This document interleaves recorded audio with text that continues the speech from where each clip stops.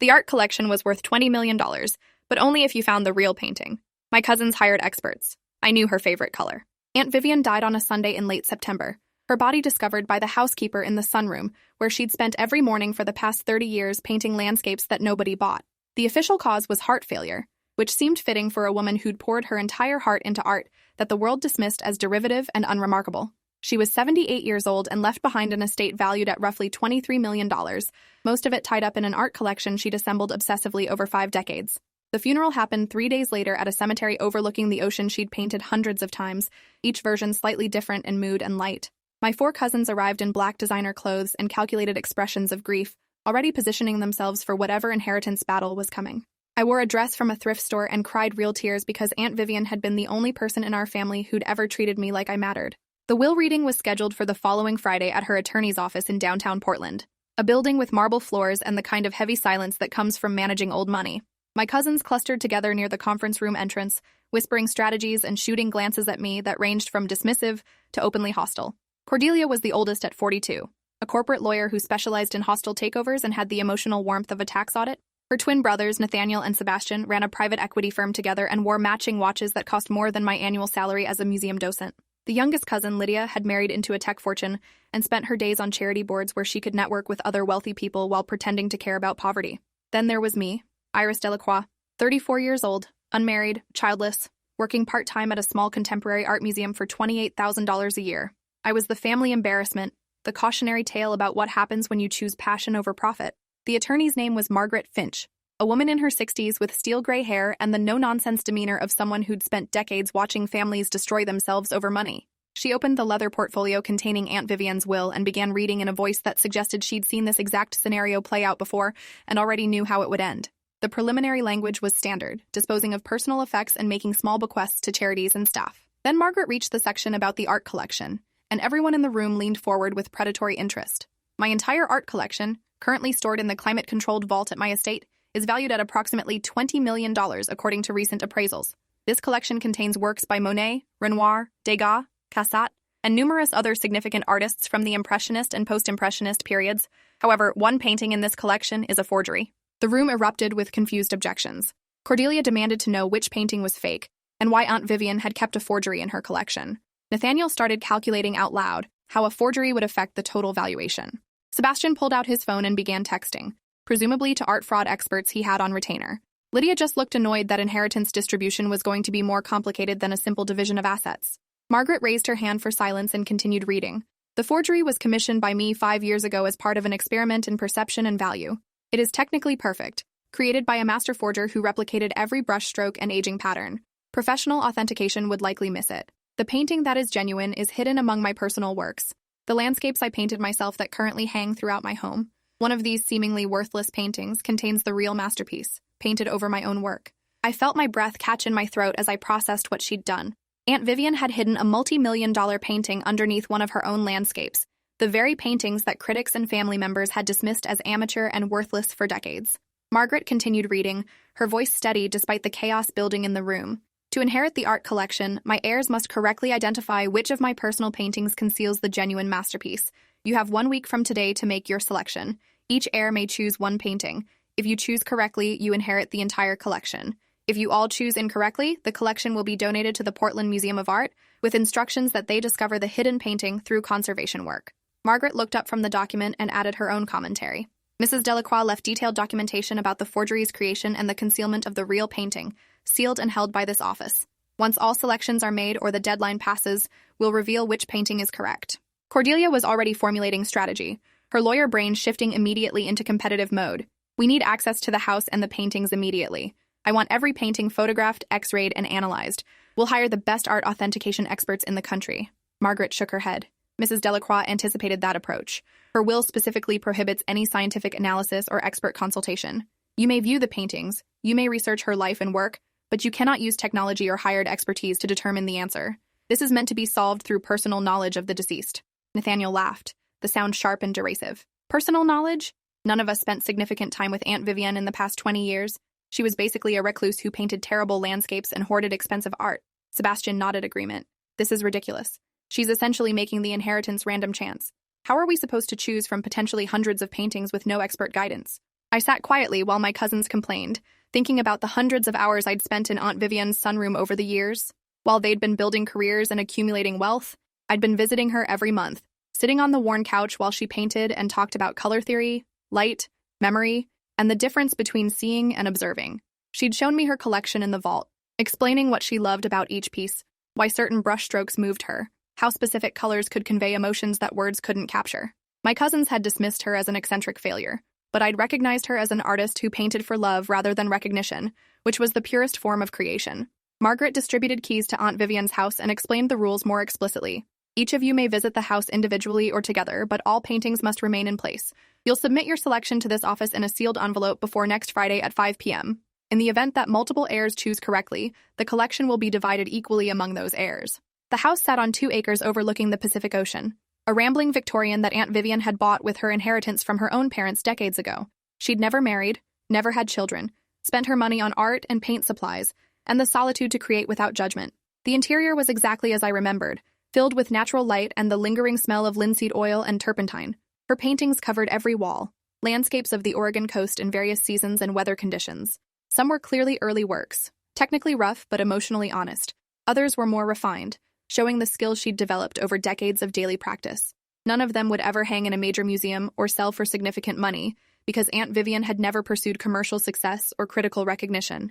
She'd painted because the act itself brought her joy, which my cousins saw as pathetic, but I understood as liberation.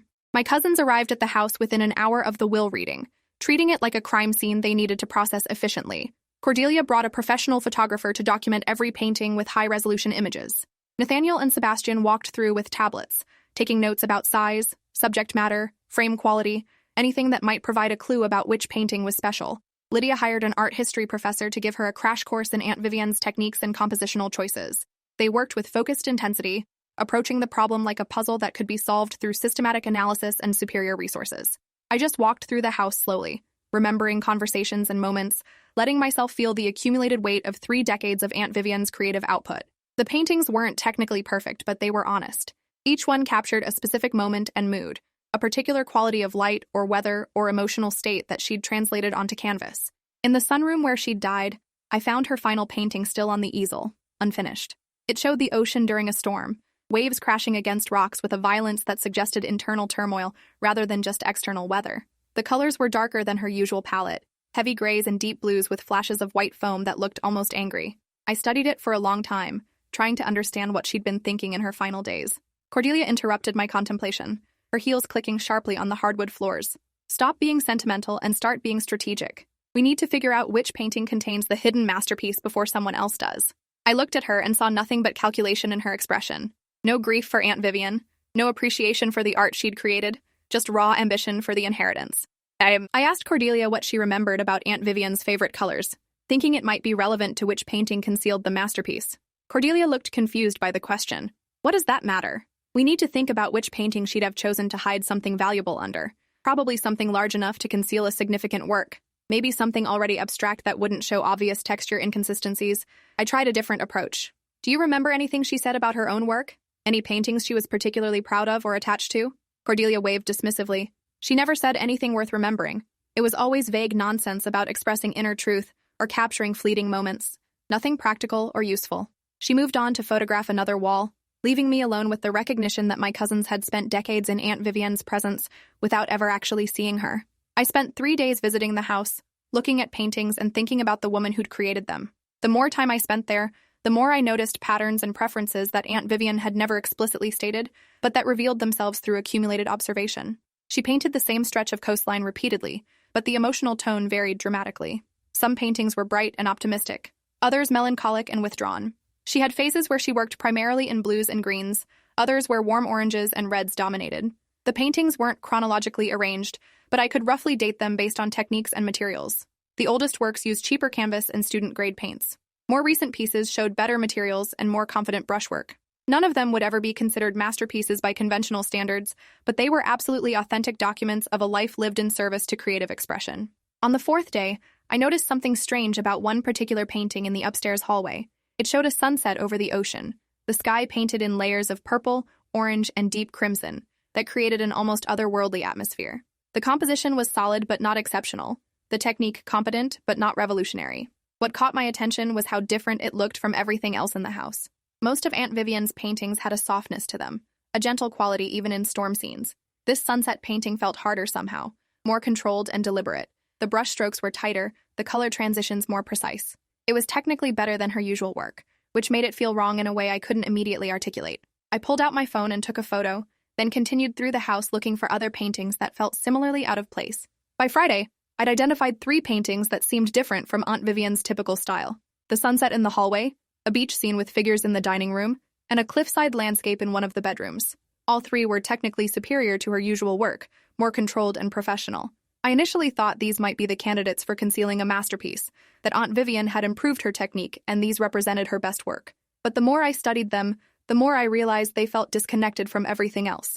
Aunt Vivien's paintings were messy and emotional and vulnerable. These 3 were polished and remote and guarded. They were what she might have painted if she'd cared about impressing critics rather than expressing herself, which meant they were exactly the kind of work she'd rejected her entire life. My cousins were reaching different conclusions through their systematic analysis. Cordelia had narrowed her focus to the largest paintings, operating under the theory that you'd need substantial surface area to conceal a significant work. Nathaniel and Sebastian were examining frames, thinking Aunt Vivien might have left clues in how paintings were presented. Lydia had hired multiple art historians to analyze photographs of every painting, looking for technical anomalies or hidden signatures. They were all approaching the problem like a business challenge to be solved through superior resources and analytical thinking. None of them were asking the fundamental question of who Aunt Vivien had been as an artist and a person, what she'd valued, what she'd rejected, what would have meaning to her in this final gesture. I called Margaret Finch on Saturday morning and asked if I could access any of Aunt Vivien's personal papers or journals. Margaret said the will allowed heirs to review any documents in the house related to her art practice. I drove back to the estate and spent hours in her studio going through decades of sketchbooks, journals, and correspondence. What emerged was a portrait of an artist who'd consciously rejected the art world's definitions of success and value. She'd had opportunities early in her career to pursue gallery representation and critical attention, but had turned them down because she didn't want her work judged or commodified. She'd written extensively about her philosophy that art's value came from the act of creation and the emotional honesty it required, not from market prices or expert opinions. She'd been particularly scathing about forgery and authentication, arguing that society's obsession with provenance and attribution revealed how little people actually cared about art itself. In a journal from 5 years ago, right around the time she'd commissioned the forgery mentioned in her will, I found an entry that made everything click into place. She'd written about visiting the Portland Museum and seeing crowds of people standing in front of paintings by famous artists, taking photos and checking them off their cultural bucket lists without really looking at the work itself. Then she'd watched as visitors walked past a painting by an unknown contemporary artist without even slowing down. The 2 paintings were technically similar, both accomplished and moving, but only one had market value and prestige attached to its creator's name. She'd written that she wanted to create a test that would reveal whether her heirs cared about art or just about money, whether they could see beauty and value independent of authentication and attribution, whether they'd choose with their eyes and hearts or with their greed and ambition. The revelation felt like a key turning in a lock. Aunt Vivien hadn't hidden a masterpiece under one of her best paintings. She'd hidden it under her most sincere, most vulnerable, most authentically her work, something that revealed who she actually was as an artist rather than who the world thought she should be. I went back through the house with new understanding, looking for the painting that felt most essentially Vivien. Not the most technically accomplished, not the largest or most dramatic, but the one that captured something true about her spirit and vision. I found it in a small bedroom on the 2nd floor that she'd used for storage. The painting was small, maybe 16 by 20 inches, showing a section of beach with tide pools reflecting the sky. The colors were soft and muted, primarily blues and silvers with touches of pale yellow where light hit the water. It wasn't showy or dramatic. Most people would walk past it without a second glance, but it had a quietness and intimacy that felt like looking into someone's private thoughts. What made me certain was the color palette. Aunt Vivien had once told me that her favorite color wasn't a single hue, but a relationship between colors, specifically the way certain blues interacted with silver grays to create a feeling of peaceful melancholy. She'd said it reminded her of early morning walks on the beach when the world felt suspended between night and day, between sleep and waking. This painting captured exactly that quality, that specific emotional frequency she'd always tried to achieve. The tide pools reflected sky that existed in that transitional moment, neither dark nor light, holding both sadness and hope in equal measure. It was technically simple but emotionally complex, which was Aunt Vivien's entire artistic philosophy condensed into one image. I took a photo and texted it to myself, then spent another hour studying it to be absolutely sure. The deadline was Friday at 5 p.m., and my cousins were still frantically analyzing and debating their choices. Cordelia had settled on a large seascape in the living room, convinced that size indicated importance. Nathaniel and Sebastian were fighting over two different cliff paintings, each convinced the other was wrong. Lydia had chosen the sunset painting I'd initially noticed, the one that felt too controlled and polished, based on advice from her hired art historians who said it showed the most technical sophistication. I didn't tell any of them about the tide pool painting. Some instinct told me that Aunt Vivien would have wanted this to be a private choice, not a negotiated consensus. On Friday morning, I wrote down my selection on a piece of paper, sealed it in an envelope, and delivered it to Margaret Finch's office. She accepted it without comment and locked it in her safe alongside the envelopes my cousins had already submitted. The revelation was scheduled for the following Monday at Aunt Vivien's house. Margaret arrived with a conservation expert from the Portland Museum and all the documentation Aunt Vivien had left about the forgery and hidden painting. My cousins were tense and competitive, each convinced they'd solved the puzzle through their superior analysis. Margaret explained the process clinically. We'll examine each submitted choice in the order they were received. The conservation expert will use non-invasive imaging to determine if there's a painting concealed beneath the surface layer. If we find the hidden masterpiece, that person inherits the collection. If we examine all choices without finding it, the collection goes to the museum as specified in the will. She started with Cordelia's choice, the large seascape in the living room. The conservation expert set up portable X-ray equipment and spent 30 minutes capturing images of the canvas layers. The results showed nothing unusual, just a single painting with no underlying work. Nathaniel's choice was next, a dramatic cliff scene with crashing waves. Same process, same result. Nothing hidden beneath the surface. Sebastian had chosen a different cliff painting, slightly larger and more colorful. The X-ray revealed only his aunt's original work, no concealed masterpiece. Sebastian cursed and accused Nathaniel of deliberately misleading him during their analysis. Lydia's choice was the polished sunset painting, the one that had initially caught my attention because it felt wrong. The conservation expert spent extra time on this one because the technical quality suggested it might be significant. But the X-rays showed nothing except Aunt Vivien's brushwork, competent but not hiding anything valuable. Lydia looked stunned, her expensive consultants and expert analysis having led her directly to failure. The conservation expert turned to me. Which painting did you select, Miss Delacroix? I led them to the small second-floor bedroom where the tide pool painting hung, almost hidden behind storage boxes. My cousins looked confused and dismissive. Cordelia actually laughed. That's your choice? That tiny, unremarkable thing? You wasted your selection on a painting that's barely worth framing. The conservation expert set up his equipment without commenting on their judgments. He photographed the painting carefully from multiple angles, then began the X-ray imaging process. The first images appeared on his laptop screen, and I heard him make a soft sound of surprise. There's definitely something underneath. Multiple layers, actually. This painting has been built up over another work. Margaret stepped closer to examine the screen. Can you determine what's underneath without damaging the surface? The expert nodded. Give me about an hour for detailed imaging. We can map the underlying painting pretty accurately with current technology. The conservation process was meticulous and nerve-wracking. The expert used various imaging techniques to see through Aunt Vivien's landscape painting to whatever lay beneath. As the images accumulated and software processed them, a different painting began to emerge on the laptop screen. It showed a woman sitting in a garden, painted in the soft, light-filled style of Impressionism. The brushwork was loose and spontaneous, the colors vibrant but harmonious. The figure was partially turned away from the viewer, her face obscured, giving the painting an intimate, private quality. The expert compared the underlying painting to his database of known works, and his expression shifted from curious to shocked. Unless I'm very mistaken, this appears to be a previously unknown work by Bertha Morisot, probably painted in the 1880s. The composition and technique are consistent with her garden series from that period. If this is genuine, it's worth at least $8 million, possibly more given how few Morisot paintings are still in private hands. My cousins erupted with objections and accusations. Cordelia claimed I must have had inside information or expert help in violation of the will's terms. Nathaniel demanded an investigation into whether I'd somehow cheated. Sebastian accused me of manipulating Aunt Vivien before her death to learn the answer. Lydia threatened legal action to contest my selection. Margaret raised her hand for silence and pulled out Aunt Vivien's sealed documentation. Let me read what Mrs. Delacroix wrote about this challenge and her intentions. She opened the envelope and began reading in a voice that cut through the chaos. To whoever finds this letter, either because one of my heirs succeeded or because the museum is discovering it after they all failed, I want to explain my reasoning. The painting beneath my tide pool landscape is a genuine Bertha Morisot that I purchased 30 years ago, when I had more money than sense. I loved it immediately because Morisot painted women with such tenderness and honesty, giving them interior lives and private moments that male artists of her era rarely captured. Margaret continued reading. When I decided to test my heirs, I considered many options. I could have simply left the collection with instructions to sell it and divide the money, but that felt empty and meaningless. I wanted to create a challenge that would reveal who actually understood art versus who just understood commerce. So I commissioned a perfect forgery of a Degas ballet painting and placed it in my vault collection, replacing the genuine Degas.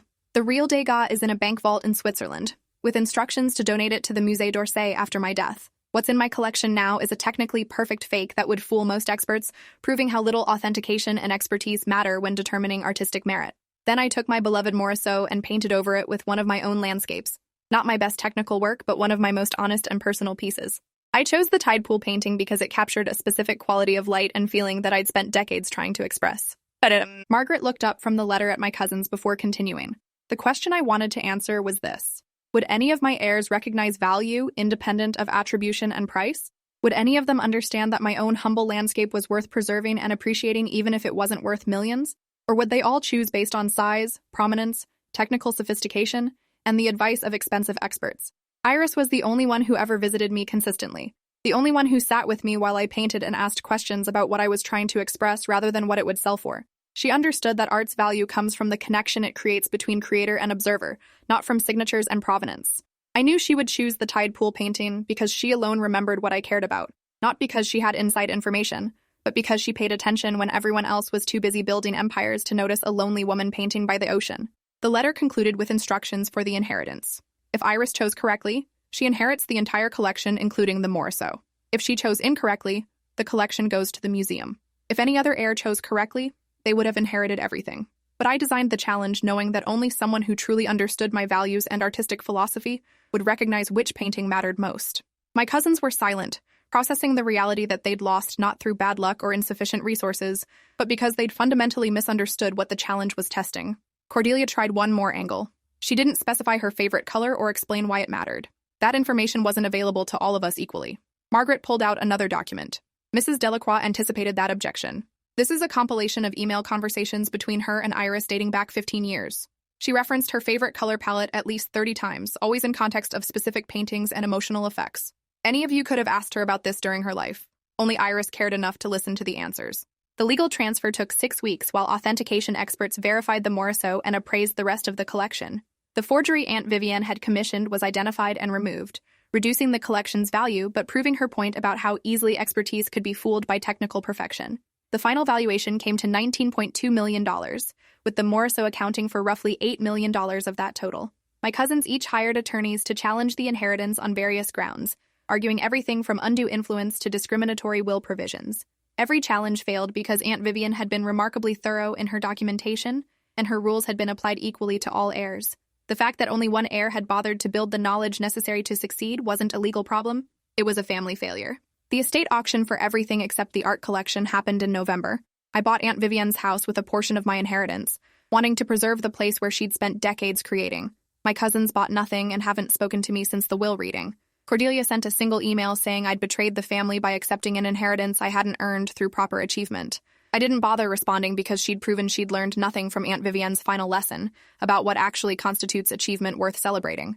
The Morisot went on loan to the Portland Museum, where visitors could see it for free, accompanied by a plaque explaining how it had been concealed under a contemporary landscape for 5 years as part of an experiment in perception and value.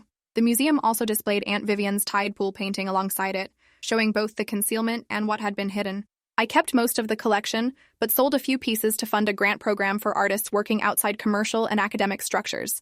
Artists like Aunt Vivien, who created for personal reasons rather than career advancement, who needed support but would never get it from traditional arts institutions. The first grants went to a retired teacher who painted murals in her garage, a fisherman who carved driftwood sculptures, and a single mother who made collages from recycled materials. None of them would ever show in major galleries or sell work for significant prices, but all of them created with the kind of authentic passion that Aunt Vivien had valued above market success. I named the program the Tide Pool Foundation because it funded artists working in those liminal spaces between obscurity and recognition, creating beauty that most people walked past without seeing. The sunroom where Aunt Vivien died became my studio.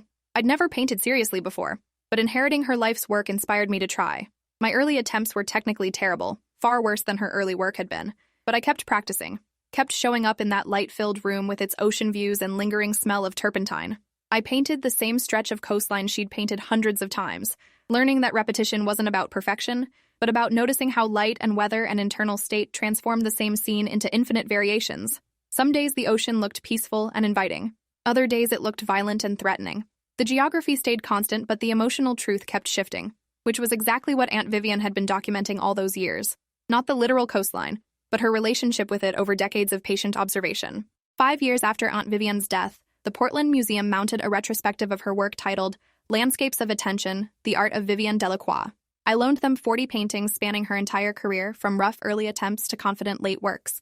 The exhibition argued that she deserved recognition not despite her lack of commercial success, but because of how her freedom from market pressures had allowed for uncompromising honesty. Critics who'd ignored her during her lifetime wrote reviews praising her dedication and authentic vision. Collectors who'd dismissed her work as amateur started inquiring about purchasing pieces.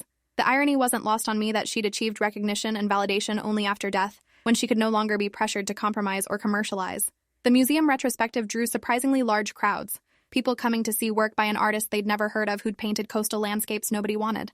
At the exhibition opening, a young woman approached me and said she'd been moved by Aunt Vivien's story and wanted to pursue art despite family pressure to choose a more practical career. She asked if I had any advice about maintaining creative integrity while navigating a world that measured everything by financial success and professional achievement.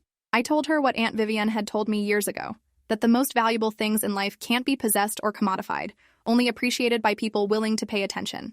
That success measured by external validation is hollow compared to success measured by personal growth and honest expression. That choosing to create without regard for whether anyone notices or cares is the most radical act of resistance against a culture that reduces everything to market value. The young woman thanked me and said she'd remember that. I watched her walk away into a crowd of wealthy collectors bidding on paintings Aunt Vivien had never managed to sell during her lifetime, and I felt both sadness for what she'd missed and gratitude that her work was finally being seen. The tide pool painting, the one that had concealed the Morisot, hung in my bedroom where I could see it every morning. I'd had it professionally restored after the conservation team carefully removed Aunt Vivien's layer to reveal the masterpiece underneath. The museum kept the Morisot, but I'd requested they return the surface painting to me. Most people would have considered it worthless once its purpose as concealment was fulfilled, but I understood it was actually more valuable than what it had hidden. The Morisot was beautiful and historically significant, but the tide pool painting was something Aunt Vivien had created from her own vision and skill. It represented 30 years of daily practice, of showing up in the sunroom regardless of recognition or reward, of translating internal experience into external form. That persistence and dedication mattered more than any famous signature or market price. My cousins occasionally appeared in my thoughts, but I'd made peace with our estrangement. Cordelia had moved to New York and made partner at an even more prestigious law firm. The twins had sold their equity firm and were starting a hedge fund together. Lydia had divorced her tech husband and married a venture capitalist, continuing her pattern of using relationships as portfolio diversification.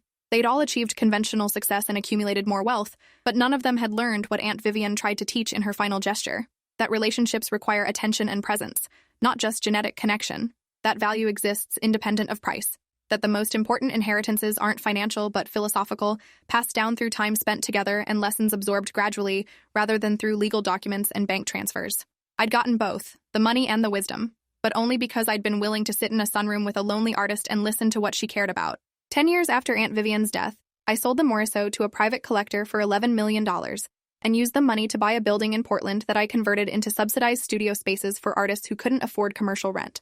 The Tide Pool Arts Center offered 50 studios at below-market rates to creators working in any medium, no application or portfolio review required, just commitment to showing up and working consistently. Some residents were young artists just starting out, others were retired people finally pursuing dreams they'd deferred for decades.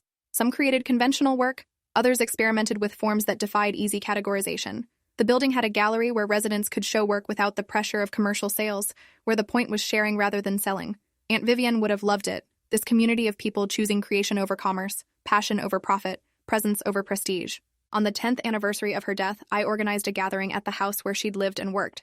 I invited everyone who'd been touched by her final challenge, Margaret Finch, the conservation expert who'd revealed the Morisot, grant recipients from the Tide Pool Foundation, artists from the Arts Center, museum staff who'd organized her retrospective. We stood in the sunroom where she'd painted thousands of landscapes and where I now painted my own clumsy attempts at capturing light and feeling.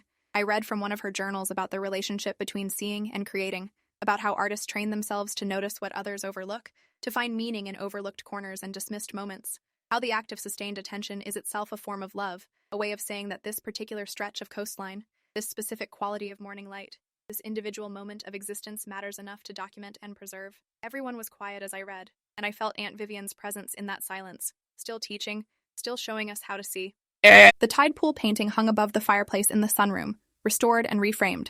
I'd placed a small plaque beneath it with a quote from Aunt Vivien's journals. My favorite color isn't blue or silver alone, but the way they interact in early morning light on water, creating a feeling that exists between sadness and hope, between ending and beginning. Those words captured everything she'd tried to express across decades of work that critics dismissed and family members ignored. She'd spent her life translating internal experience into external form, painting the same coastline over and over because she understood that repetition reveals variation, that patient observation uncovers infinite complexity in seemingly simple subjects, that attention itself is the highest form of respect and love. My cousins had hired experts and run analyses and brought all their wealth and education to bear on finding the hidden masterpiece, but they'd missed the obvious answer because they'd never learned to see what was right in front of them.